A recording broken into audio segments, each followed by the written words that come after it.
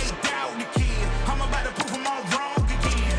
I got a low tolerance, cause they don't even know what the problem is. It's me. You waiting on the boy to fail, then hold your breath and face your death. Cause you play a roulette with each step I progress, no less. Go ahead and place your bets, cause we know who we are, we know we top tier. Cause all the hate that you bring, we know it stops here. I'm taking off like a rocket here, ain't stopping here. It's strange how they cannot see the future, but see profit here. Wait up.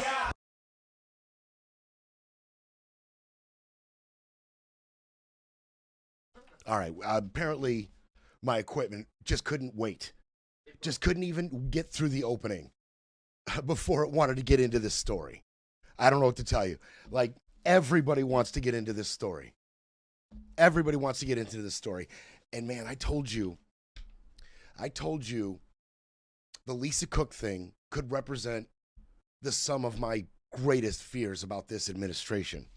Because if, all the evidence about Lisa Cook proves she didn't do it, and all the courts are saying she should go back to work, and if even SCOTUS rules, hey, gotta protect Fed independence, and Trump bars her from that position anyway and does what he wants, what will we do then? Well, one of those moments came a little sooner. How about that? What I was fearing, a moment like this, that I was fearing in the near future, has presented itself immediately. What are we going to do now? What are we going to do now? Jimmy Kimmel has not been fired. He's been suspended indefinitely. But his show, Wednesday, next week, will be replaced. Jimmy's been fired. Now, Nexstar, I want you to pay attention to that name. Nexstar is the biggest owner of ABC-affiliated stations. There's other owners of some ABC-affiliated stations, but Nexstar is the biggest one. So they're the ones who made the statement, okay? They made the statement. Their statement was, Mr. Kimmel's comments about the death of Mr. Kirk are offensive and insensitive and at a critical time in our national political discourse, and we do not believe they reflect the spectrum of opinions, views, or values of the local communities in which they are located. Okay, and Andrew Alford is the one who released this statement. Okay, Andrew Alford is his name. Public interest. That seems dubious to me. That statement right there seems dubious to me. Continuing to give Mr. Kimmel a broadcast platform in the communities we serve is simply not in the public interest at the current time. Whose public are you talking about? Because I've got Kimmel's statement right here. I've got his statement right here. Am I part of the public? Are you interested in what I'm interested in? Because I'm interested in what Kimmel had to say. What he had to say is in my interests. And you, watching the show, I know what he had to say may be in your interest as well. Kimmel said, quote, "We have had some new lows over the weekend with the MAGA gang desperately trying to characterize this kid who murdered Charlie Kirk as anything other than one of them and doing everything they can to score political points from it." I'm interested in that because that sums up exactly what this administration and the vocal right have been doing. They went out of their way before any evidence, before any motivation, to characterize the radical left as the cause of this violence. They are springboarding a culture war off the back of a freedom speech warrior's death. What Kimmel said bullseyed it without insinuating anything. There's nothing he said that would incite violence. There's nothing he says that, points towards this person or that person did something despicable. He's saying the truth that MAGA is trying desperately to point to anything that would separate this killer from their ranks. There's nothing. That's all he said to get him fired. That's all he said. Now, it's important to know that Kimmel's contract with ABC was set to expire next year. And although I don't think that is the reason he got fired, I think that might be a factor that they considered when making this decision, they being ABC Nexstar. Now, Brendan Carr. You got to look at who's responsible for these things ultimately. What is the real reason this happened? Because that in and of itself is not very inflammatory. It's not heated rhetoric. It's not likely to incite violence. I feel like that's all they had. They decided this is as close as we're going to get to something he can say that would justify us firing him. This might be as close as we get. He's pretty careful. And he's pretty funny. A lot of people like him. This might be the best shot we have, but the timing is much more suspect than just that. Now, don't forget, early in September, Kimmel mocked President Trump himself. He called Trump a delicate, chubby little teacup and asked Trump, "Did we hurt your feelings? You want us to be canceled because we make jokes about you?" That was in September. That will put a target on you. And the timing of this firing is not just in conjunction with what he said in September. It goes deeper than that. The FCC is set to review Nexstar's proposal, a $6.2 billion acquisition of Tenga. That's another company. It's a broadcasting company that owns about 64 stations in 51 U.S. markets. Now, Nexstar themselves operate over 200 stations. That's important. That's a very, very important part of what's happening here. What I'm going to describe to you is the results of a test case. They did this already. There is a blueprint for what you're seeing with this Nexstar merger. You already saw Paramount Skydance merge. And that merger, like this merger, is predicated on Brendan Carr's approval. The FCC chair, Brendan Carr. We talked about Brendan Carr then.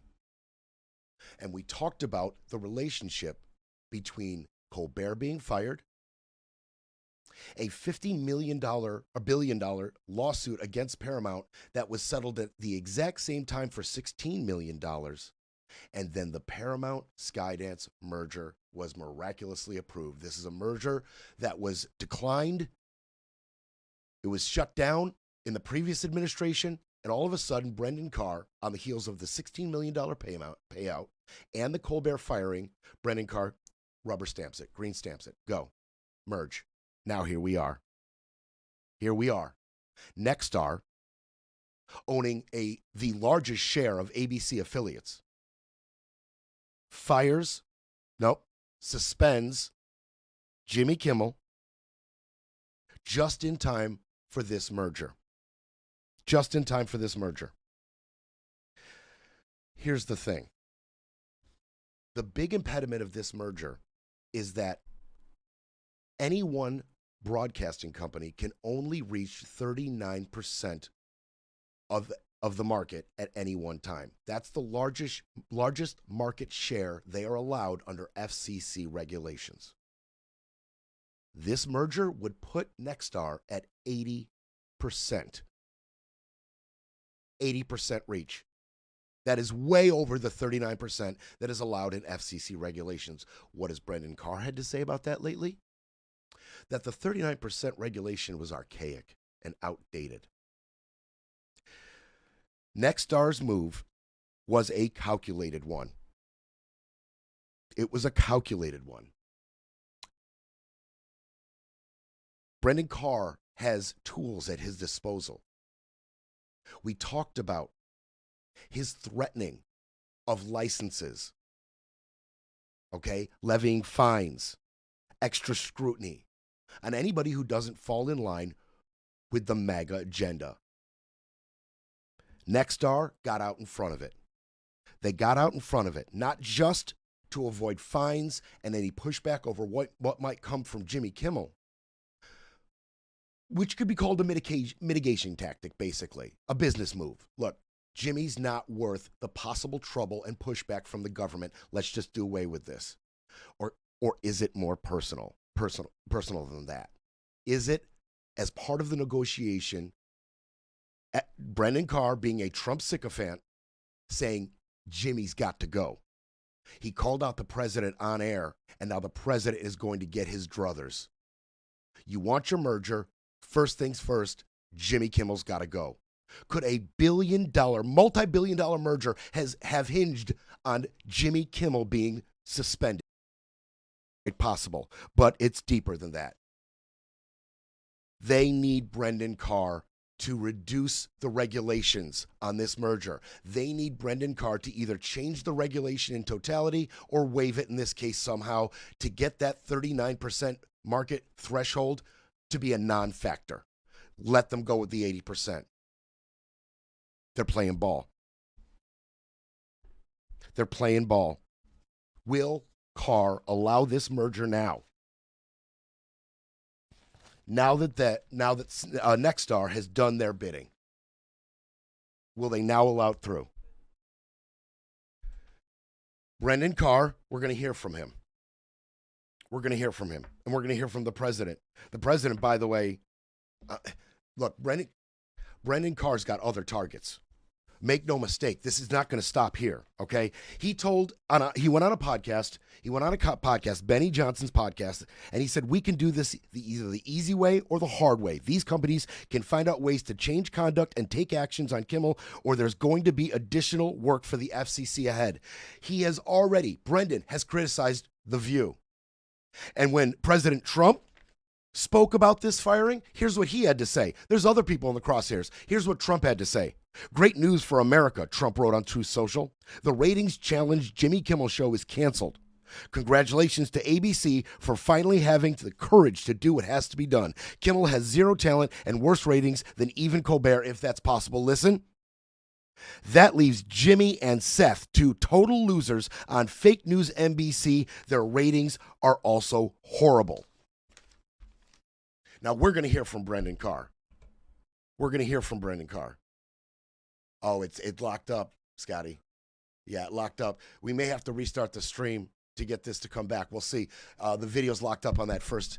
We're going to hear from Brendan Carr. We're going to make that happen. Go ahead and hit the music, Scotty. We're going to get this worked out with the videos, but I know you want to hear from Brendan Carr, and I'm going to tell you about Brendan Carr's rise. I'm going to tell you about Brendan Carr on the way back. Videos or no videos. I'll just say it if we can't get the videos back. It doesn't matter.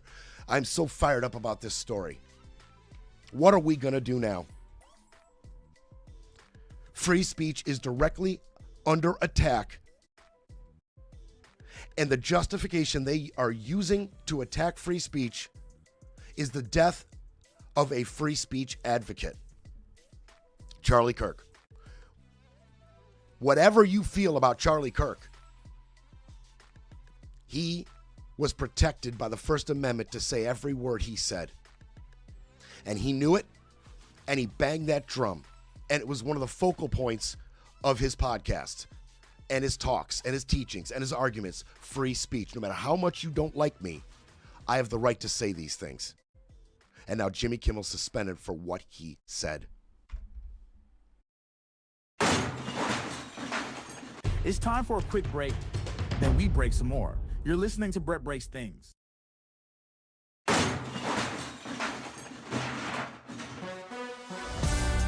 Now back to Brett Breaks Things, smashing spin, silencing the noise, and keeping it all facts, no fluff. Okay, I just brought up Lisa Cook. Breaking. Trump has asked SCOTUS to remove Lisa Cook. Okay? Like, how many stories in the media about our current political state literally give you the butterflies? The feeling you get just before you drop on the roller coaster.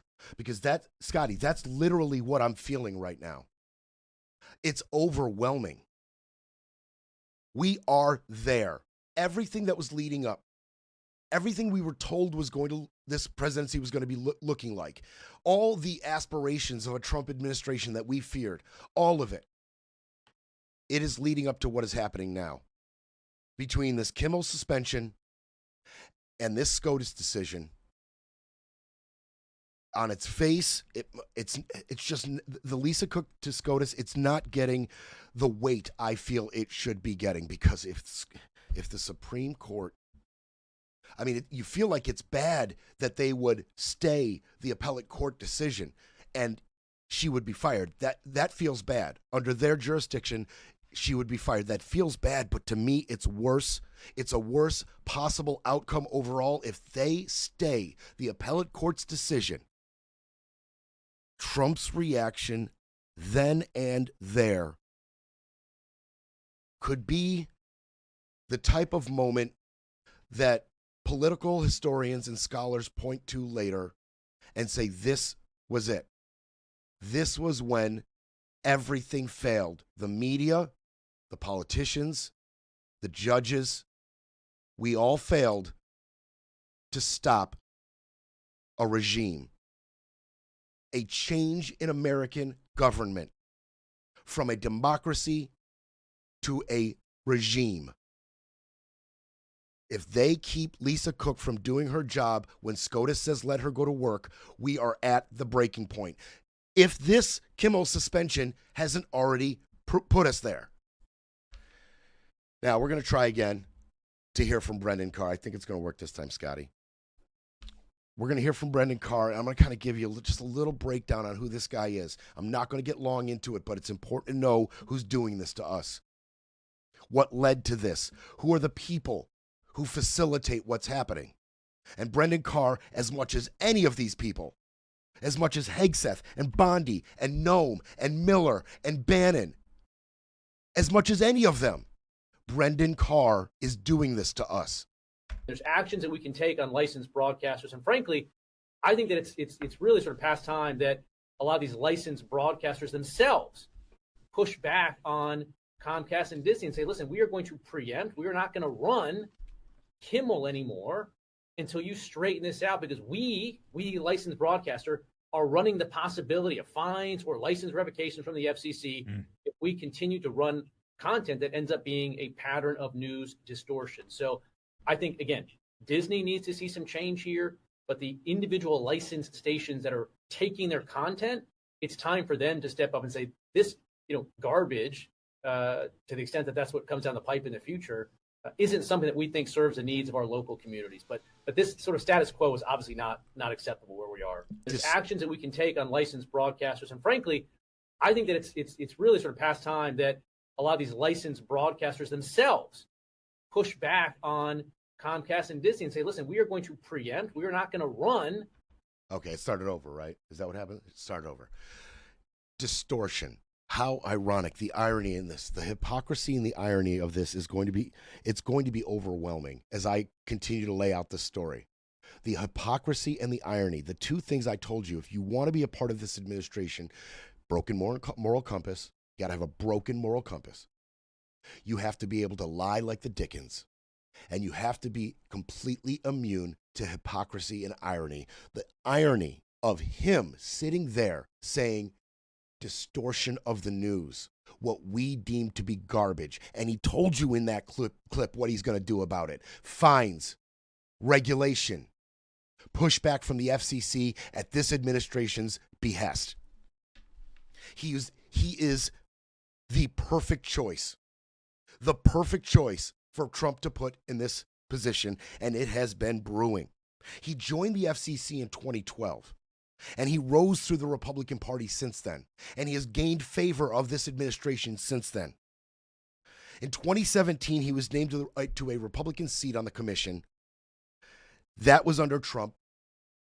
And he just gained popularity with Trump since then. It has been a meteoric rise for Brendan Carr. He wrote the FCC chapter of Project 2025. He wrote that chapter. You want irony? The FCC should promote freedom of speech was the first words in the chapter he wrote. Unbelievable. Unbelievable.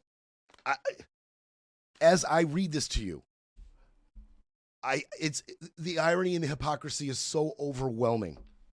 When I go over it first, I'm ingesting the data. I'm making note of what I want to really get to. I'm trying to, get some of the details straight, and it leaves a little less room for emotional ingestion. Sometimes emotionally, it doesn't hit you till I start talking to you about it. Till I start really discussing it with you, and I just feel it. I wear it like a coat. Once he was named to that commission seat, he made numerous appearances on Fox News, social media, other right-wing outlets. He would echo all of Trump's displeasure with the big, fake news media, especially during his elections. Mr. Carr is a good friend of the Heritage Foundation and a good friend of the Federalist Society. The two organizations that picked our recent Supreme Court justices. The same organizations that wrote Project 2025. Trump named him chair of the FCC. He named him chair of the FCC. He was the natural choice to head the FCC. He did that in January. He said, quote, Commissioner Carr is a warrior of free speech and has fought against the regulatory lawfare that has stifled Americans' freedoms and held back our economy. That is what Trump wrote about Mr. Carr when he made him chair of the FCC. You would swear I'm making this up. Nobody could be this hypocritical. It doesn't exist in nature, this level of hypocrisy. Human beings aren't capable of this level of hypocrisy. Oh, I'm going to continue with the hypocrisy.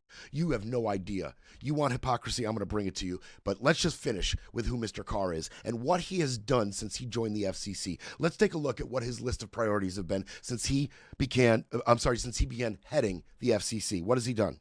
First thing he did, he launched investigations into DEI within broadcasting. First thing he did. A war on DEI. Before he got there, there were dismissed complaints against CBS, NBC, and ABC. The former chair of the FCC had dismissed these complaints, saying all of them are attacks on free speech. Well, what did Brendan Carr do? In January, immediately after he became head, he reinstated every one of those complaints. Reinstated all of them. They're all ongoing now. Just like that. In March, he began investigating ABC for its diversity policies, scrutinized their practices. In April, he accused Comcast of news distortion. And don't forget his piece de resistance up to this point, okaying the Paramount Sundance merger after they played ball, fired Colbert, paid out $16 million. They got their merger. And like I told you, a lot of his power lies in the licenses. He's threatening licenses. That's what he's doing. He's threatening licenses. Threatening violations, regulatory action. And he's doing it on the basis of public interest. But he is not interested in me. And I am part of the public. He is interested in the feelings of their public. They are interested in waging a war on the First Amendment in the name of Charlie Kirk, which is so very ironic. You want hypocrisy? I'll give you hypocrisy. Scott, you got that Elon video? Get that ready. Now, we know which side's panties were all bunched up about cancel culture. Remember? Cancel culture. Back during Trump's first term. It was the right who was all upset because people were trying to stop their radicalized weirdo internet culture from saying bat crap crazy things and posing it off as news. And they wanted their free speech. And they had allies like Elon Musk, who bought Twitter in 2022, in part because he complained it was throttling free speech. Throttling free speech. What else did Elon have to say just earlier this year? What did Elon say about free speech? I mean, guys are, so, I mean, we're trying to get good things done, but also, have a good time doing it, and, and have, like, a sense of humor, So, I mean, the left wanted to make comedy illegal, Like, you can't make fun of anything. So there's like, comedy sucks. It's like, nothing's funny. You can't make fun of anything. It's like, legalize comedy. Yeah. Legal.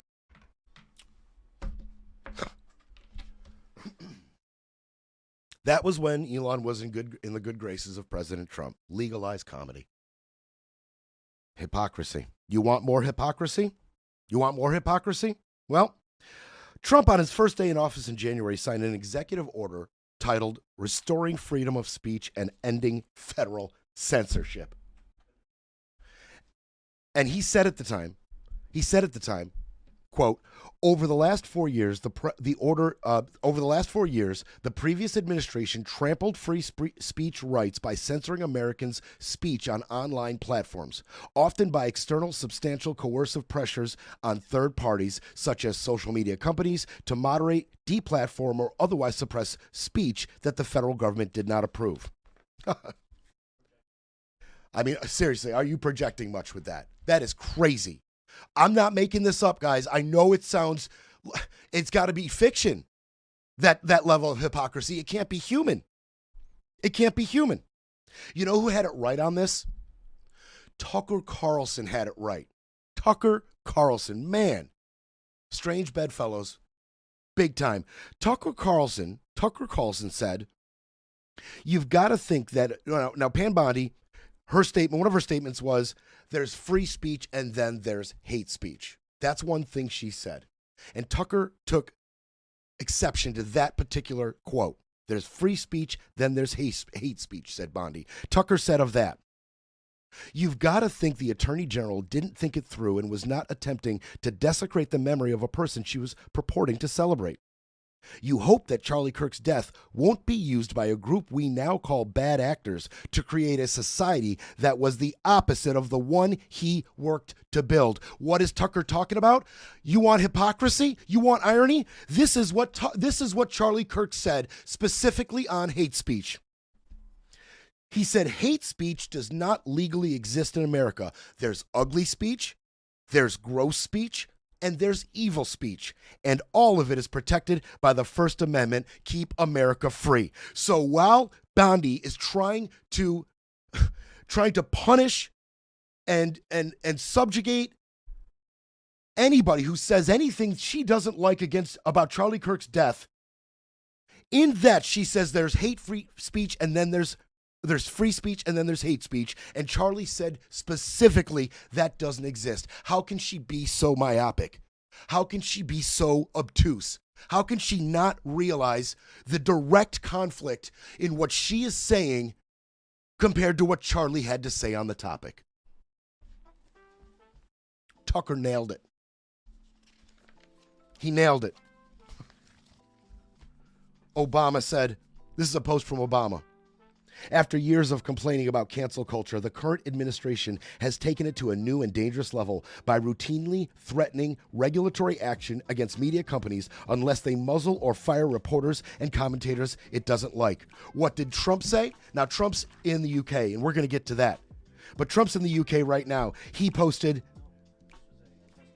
Oh, this is from a press conference. I'm sorry.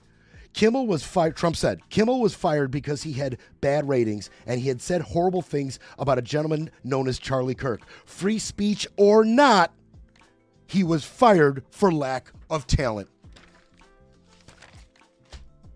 He'll go with not. If the question Trump is posing now is free speech or not, he's going to go with not. We'll be back to break it all down. You're listening to Brett Breaks Things.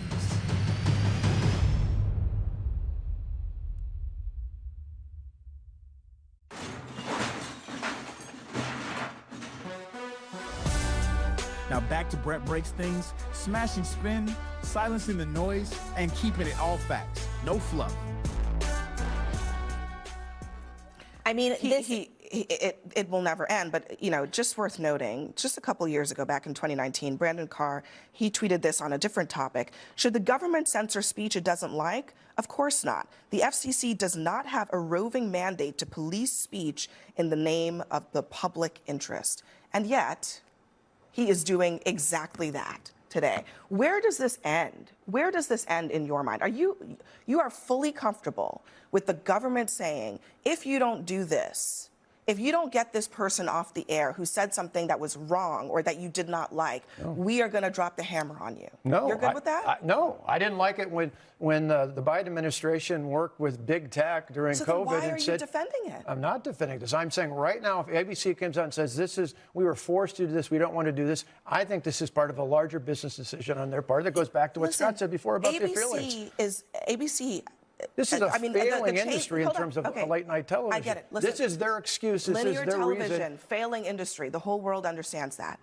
But Nexstar has a very clear financial interest in not getting on the wrong side of that guy whose clip we just played, right? You don't see the problem with that? And I think right now they're looking at the larger business circumstances, and they're hoping that people like you and others would point that direction instead of focusing you on at their least see an decision. ethical consideration for Carr, a conflict of interest for Carr, some sense of his position as a government official to make that kind of threat? Since when is the FCC an attack dog? Yeah, since when is the FHFA an attack dog? Since when is the DOJ an attack dog? Since when is the FBI an attack dog? So, yeah, they're all... What don't you get about this? I mean, he's the retribution president. The administration that creates the weaponization czar has weaponized every single facet of government. Hypocrisy. Irony. You want more hypocrisy? It's so palpable. You could cut it with a knife and serve it up. Recently, there was an Irish comedian in Britain. Okay. His name was Graham Linehan. Graham Linehan. He is an anti-trans comedian. Provocateur, right? Shock comic. Recently, he was arrested for online posts that the British authorities said could incite violence against transgender people. When that happened, Trump called it sad. Not a good thing. Okay, let's just keep the score straight. Kimmel makes fun of you. It's good he got fired, free speech or not. Graham Linehan makes fun of trans people, gets arrested, and you call his arrest sad and not a good thing. He went on, the president did. I will just say that in terms of UK, strange things are happening over there. They are cracking down, and surprisingly so, and I've spoken to the Prime Minister, and let's see what happens. Now, he is meeting with Keir Starmer right now. Right now. Second day of his visit. Remember, his visit was kicked off by a giant lawn banner of him and Epstein, and then later on that night, two pranksters projected a video montage onto Windsor Palace of Trump with Epstein with young girls. That's how this visit got kicked off. Trump tweeted, he went on Truth Social also right after the suspension of Jimmy Kimmel. Okay, so that's what he had to say in the light of an anti-trans comic being arrested for his views. Right after Kimmel got suspended, he went on Truth Social and said, "Great news for America. The ratings challenge Jimmy Kimmel show is canceled."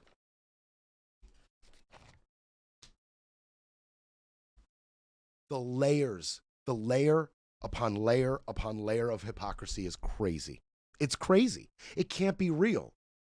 Charlie Kirk was indeed a symbol of free speech in this country, and they are using his death to take yours away.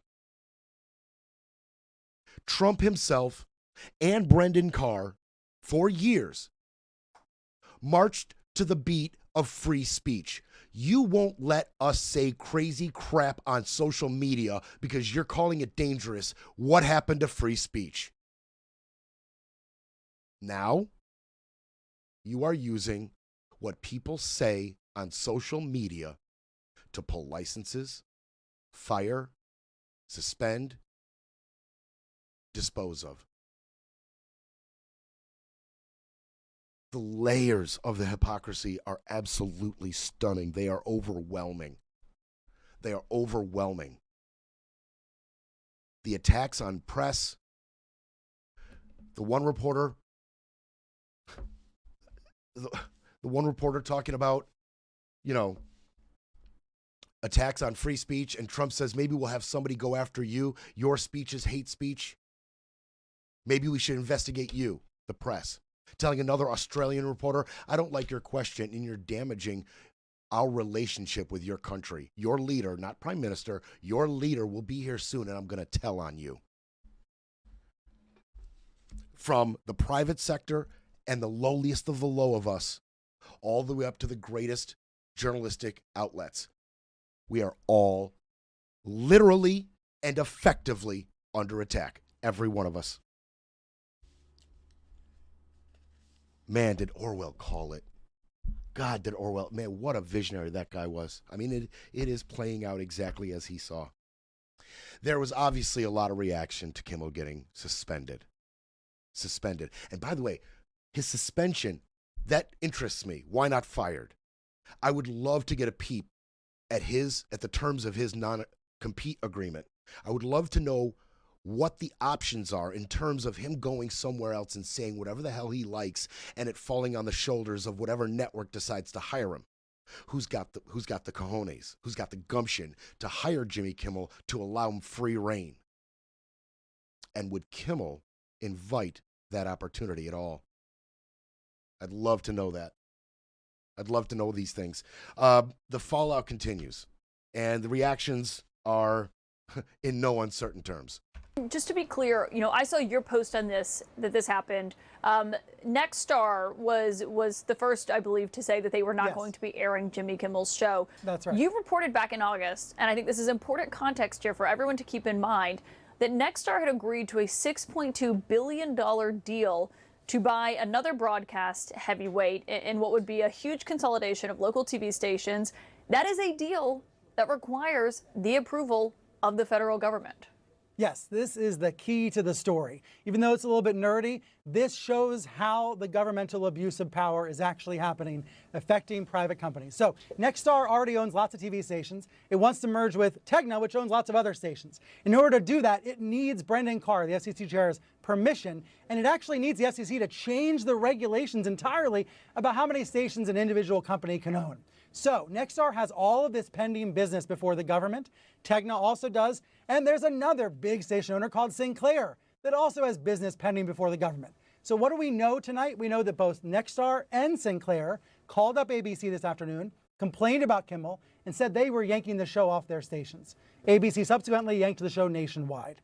So we know that two major TV station owners, both of which need to curry favor with the Trump administration, were the ones that most loudly and vocally condemned Kimmel and said they were going to not air the show tonight and in the coming nights. It's an Occam's razor situation. It's exactly what it looks like. Get it? It's exactly what happened with Paramount Skydance.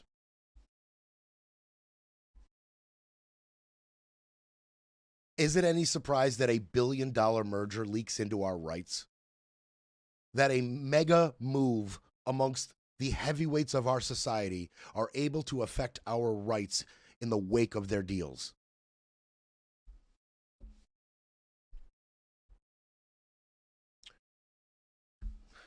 I mean, in terms of what this says about our current administration, I can't see how anybody wouldn't share the fears that I have right now. Hold on one second. Okay, so I just mentioned, thank you, Scotty, and we'd love to have Scotty come on. We got to figure something out with his pot. I want Scotty on here, but right now we're having a little problem with his pot, and there's a little feedback coming through, so he doesn't want to go on. I say he should do it anyway. People want to hear from you, but he's pushing back. He's censoring himself. The Australian reporter that I had just mentioned, that Trump said you're damaging our relationship with your country, he has been banned from the press pool today at the UK. So I told you, Trump, there you go. The Australian broadcast company has been banned from the UK press pool in Trump's second visit today. Just like that. What am I talking about here? What am I talking about here? There's only one thing that matters. There's only one thing that matters. We had a threat of retaliation by a government official for someone not pronouncing government-commanded speech. There was an order from the state about what people must say. Jimmy Kimmel did not say that, and his corporation was threatened with consequences by a government official.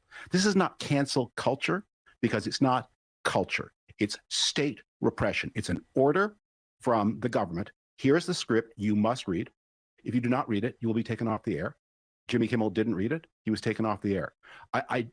This cannot be, because he's a comedian, there'll be people who say maybe we shouldn't take this as seriously. But here's the comparison I would suggest. When Paul Pelosi was brutally attacked, many, unfortunately, including the son of the former President Trump, made light of it. A terrible thing, heartbreaking, a terrible attack on an 82-year-old man. Imagine if the Biden administration had given a script and said, this is what everybody must say about Paul Pelosi. And if you don't say it, we will bring pressure to bear on your parent corporation to fire you. Greg Gutfeld at Fox, you're not sad enough about Paul Pelosi. You're not saying what we command to be said about Paul Pelosi. Therefore, unless Fox fires you, we are going to bring regulatory havoc to bear on the parent corporation. Okay, so what David Frum did right there was not whataboutism, which I'm not very interested in. I don't like whataboutism very much from either side. But what he did there was not whataboutism. He's not telling you what to think. He's asking you if you want to think. And do you want to think about what it would look like if Biden did what Trump was doing right now? What if Biden did that? What if Biden declared a culture war over what you were saying about Paul Pelosi's attack, and then started threatening licenses, getting people fired, an all-out assault on free speech over what you're saying about Paul Pelosi's hammer attack? What would it look like then? What would Trump say? What would Elon have said? What would Bannon have said? What would Miller have said? Don't tell me we're the same. Don't tell me they're all the same. All politicians, all people who represent larger interests. Don't tell me they're all corrupt. Don't tell me they're all the same. They're not all the same. They're not.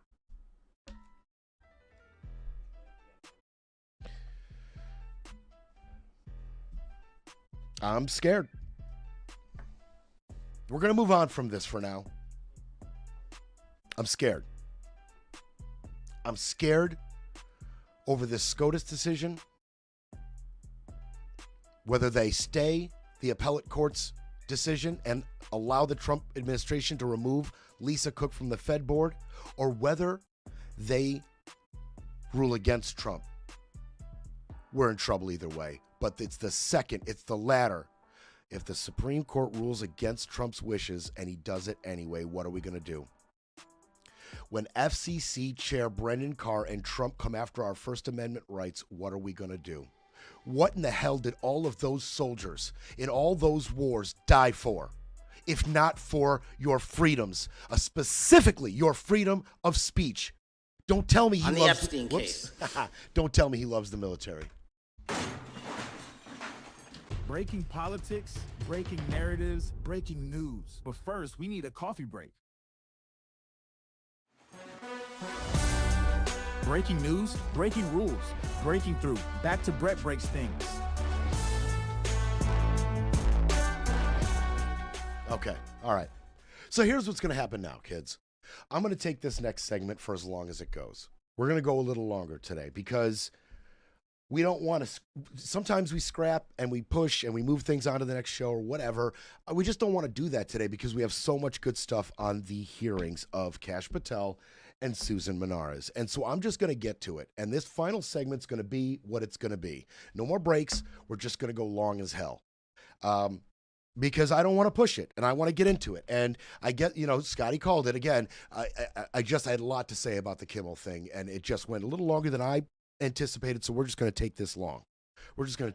Kash Patel sat down this time with the House Judiciary Committee. Remember, he sat down with the Senate Judiciary Committee. Booker got into it with him. Others got into it. Schiff got into it with him. Others got into it with him. And, he played that tough guy act. And I'm going to get into that tough guy act in a little bit. We're going to see how he deals with the House Democrats. And we're going to get into that tough guy act just a little bit. I want to scratch the surface on that just a little bit. But Patel was inundated with questions about the Epstein thing. Yeah. The House Dems did not let it go. They do not intend to let it go. They do not intend. See, now here's it's pretty savvy. I'm just going to do it now. It's pretty savvy. You see, Kash Patel, he's doing the combative tough guy thing. And Trump loves that. He thinks it's cute. He thinks it's cute how Patel fights and argues and doesn't admit anything and puts it back on them, attack the attacker posture. He thinks that's cute. There is a huge section of America, including a ton of MAGA, who do not think the Epstein scandal is cute. They have wanted answers. Here's where the Dems are showing me just a little bit of their savvy.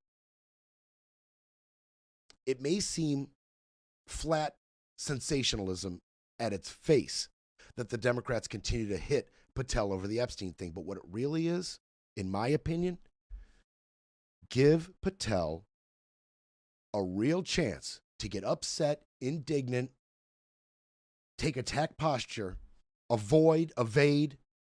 Let him do it in front of everybody. Let him do it in front of his MAGA constituency that wants answers.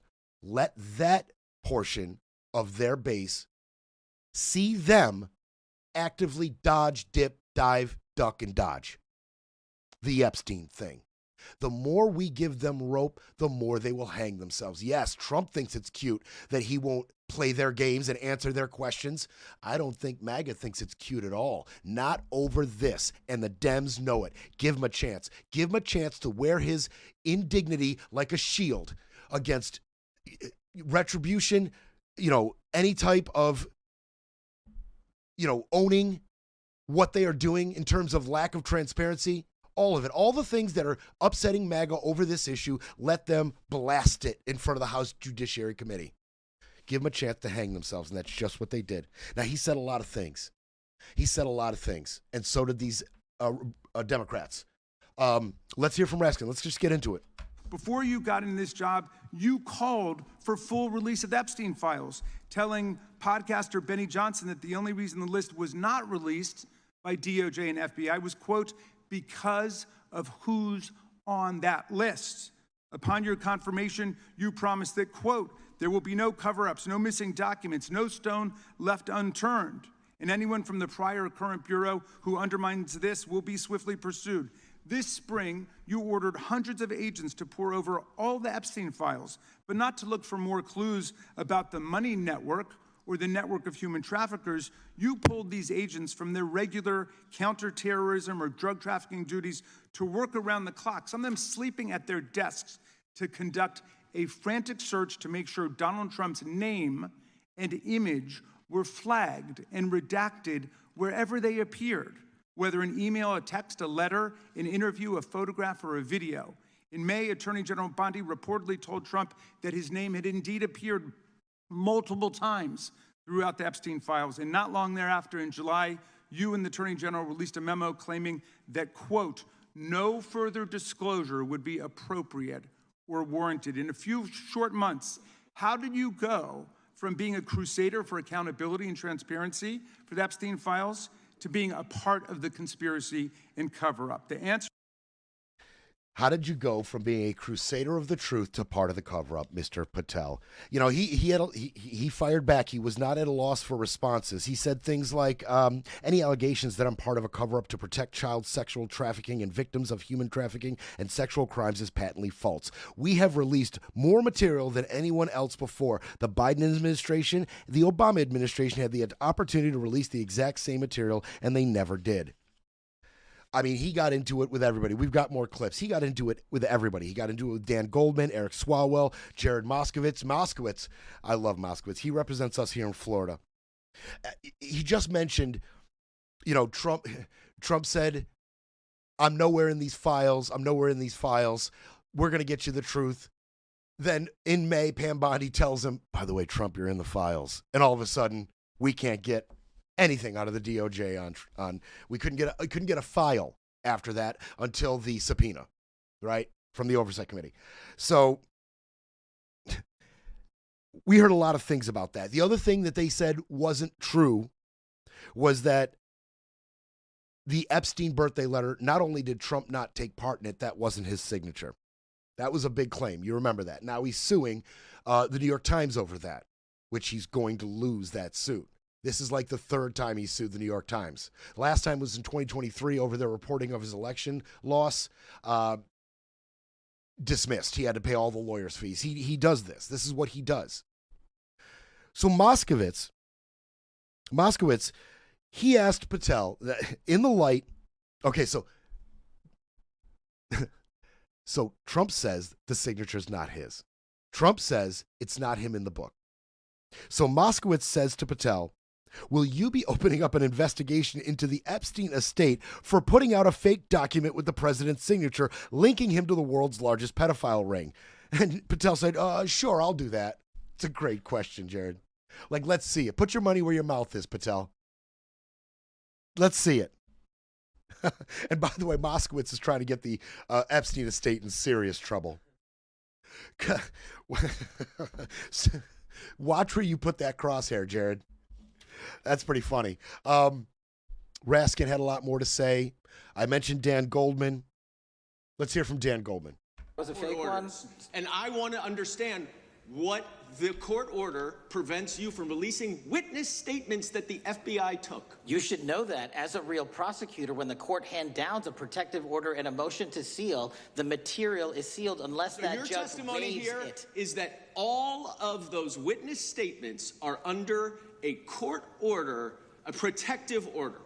We are providing everything we can legally provide. No, that's not my question. Did you see what he did? Let me stop him right there. Let me make this real simple because they're going to go back and forth on it. Patel is claiming that the Alex Acosta deal prevents any looking at, going through, releasing of any investigatory files or any details relating to the Epstein case. Dan Goldman knows that's either a lie or that it's just not true. Maybe Patel thinks it's true because he's terrible at his job, but it is not true. And he's trying to get Patel to flat lie about it. But here's the thing. Patel's saying, hey, that Alex Acosta deal, that keeps us from releasing anything. But Goldman knows that Alex Acosta deal actually just prevents further investigation into certain accomplices, which were unnamed at the time.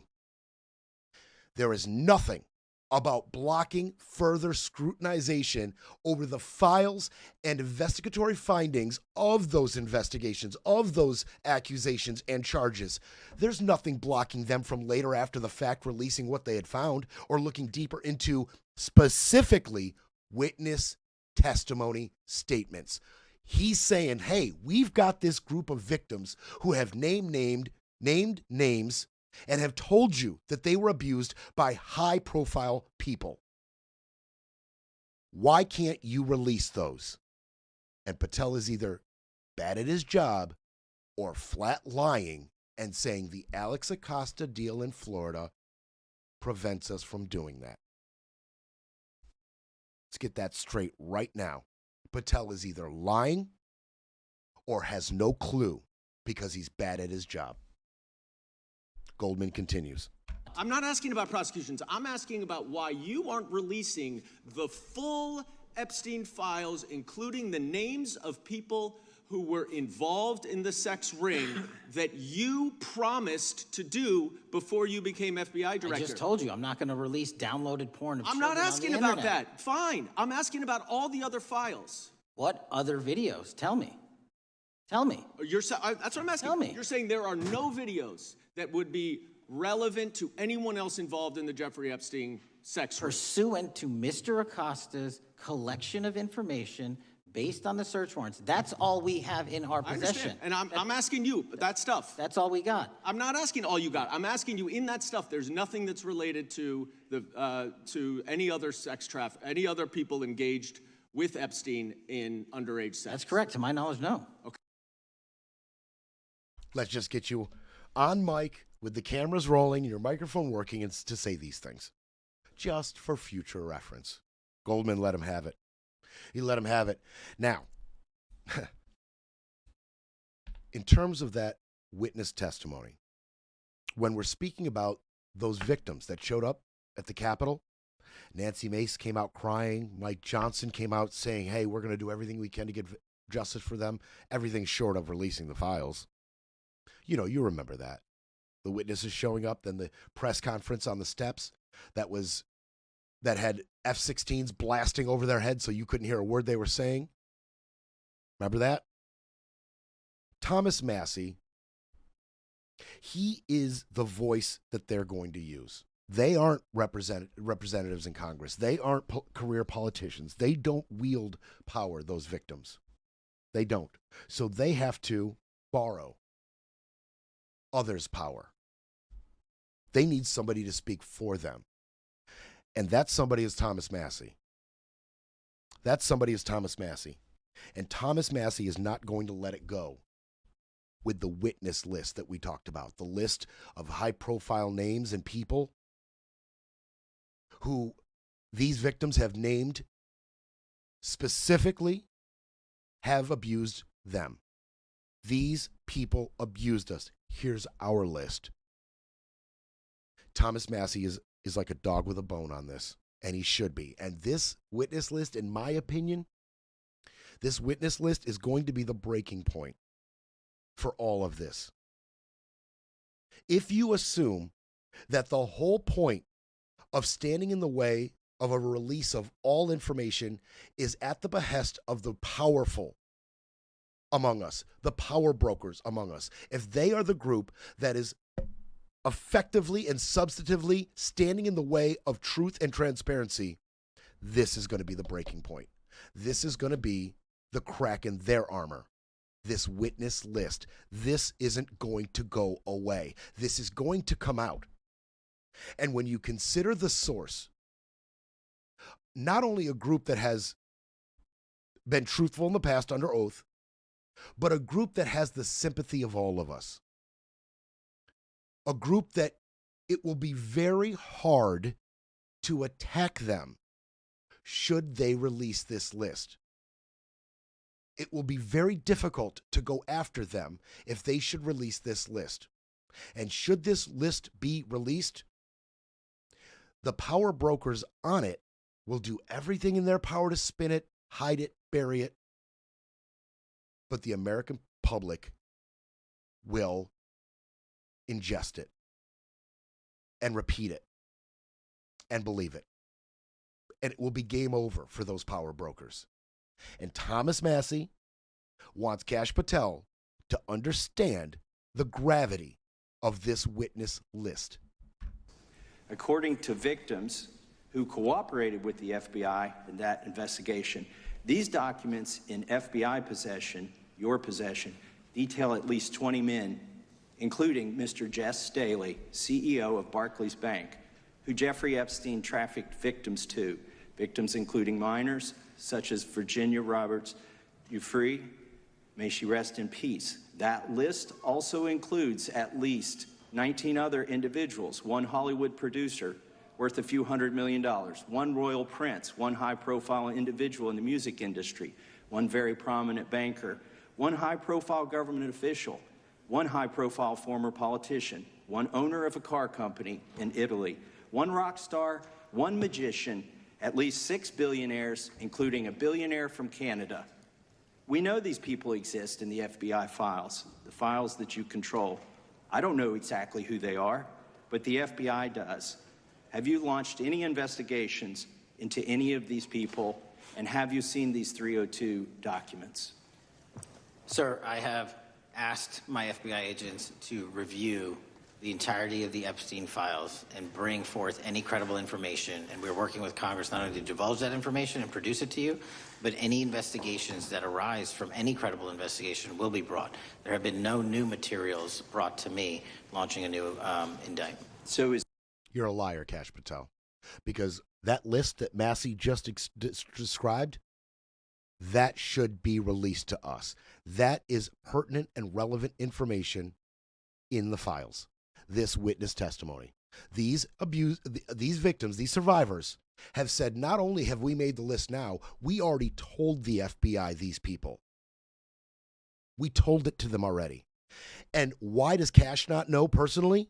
Why is Kash saying, I have my agents looking into all? The reason he's having his agents look, because he's admitted he hasn't looked through all of it at all.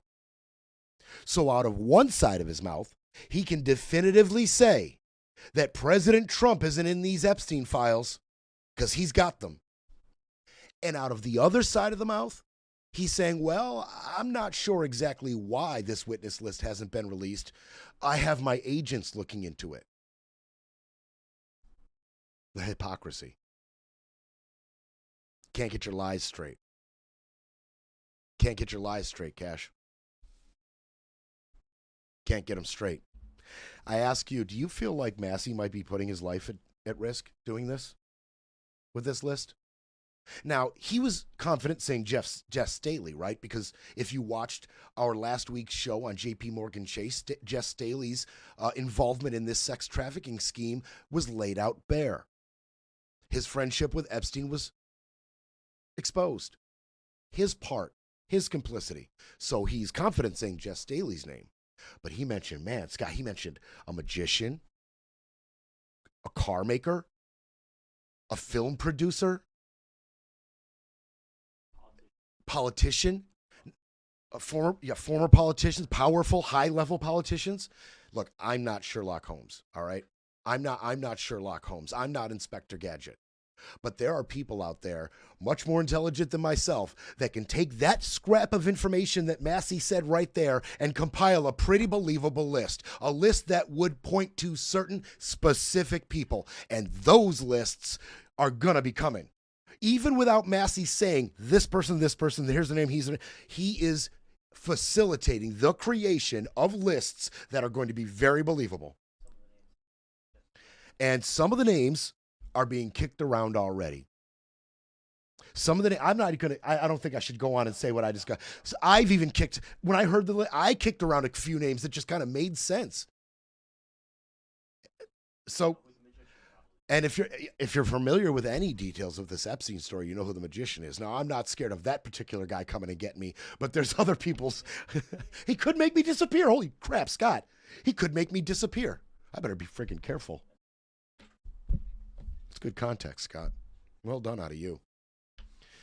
Is Massey putting his life in danger with this? He is now assuming the position of these survivors. The danger that they felt when faced with the decision to release some of these names and be honest about this, the fear they felt for their own personal safety and the safety of their loved ones, should not Massey now assume that fear as well? I mean, this witness list will be the end of some seriously powerful, rich people. Oh, Scotty. Yeah, my dog, Scotty. Yeah, his camera's off, but you do you think Massey would know his life is in danger if, per se, he pulled his bed sheet back and there was a rabbit's head there? Would that be enough of a...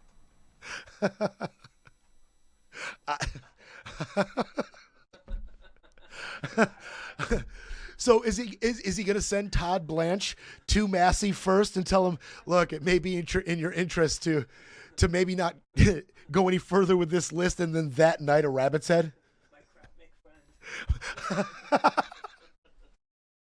His Tom Hagen is going to go visit Massey and sit down and very politely say, hey, maybe you should slow down with this list. And then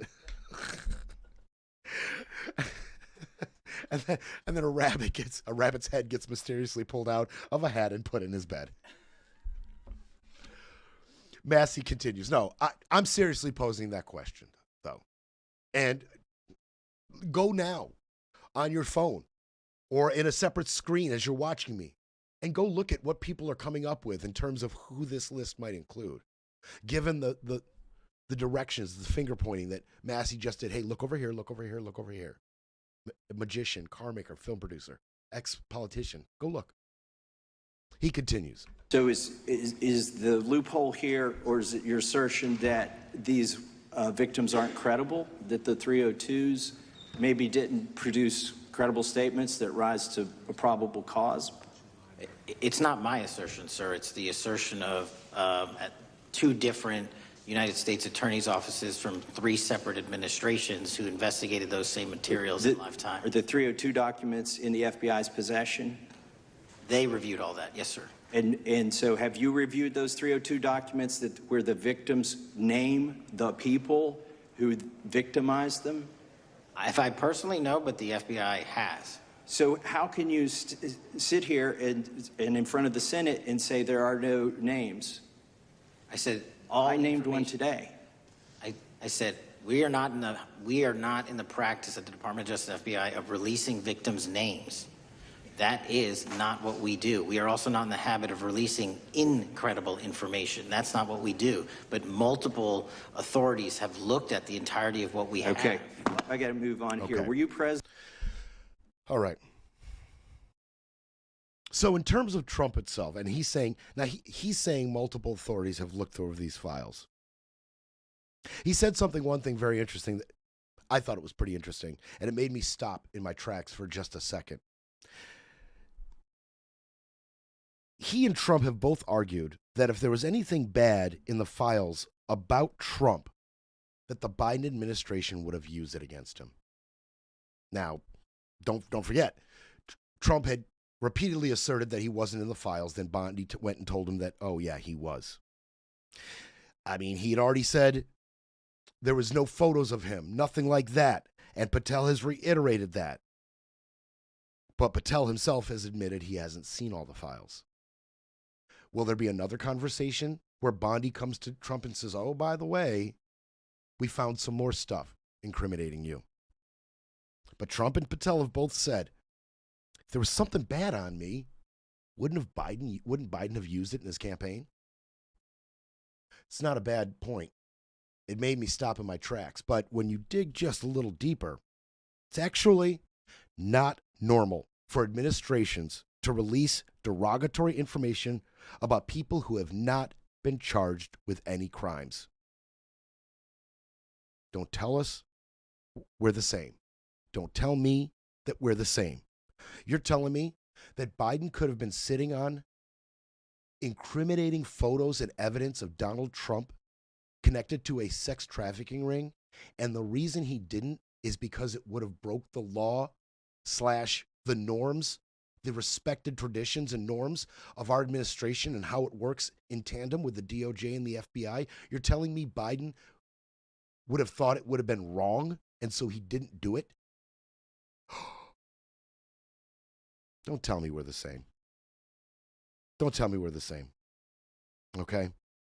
And don't forget, so much of what we're using against Trump now was released when the Epstein estate released this stuff, like the birthday letter and the signature. So if Biden, whatever Biden did have, he would not have greenlit the release of it, because that's not how we do things in this country.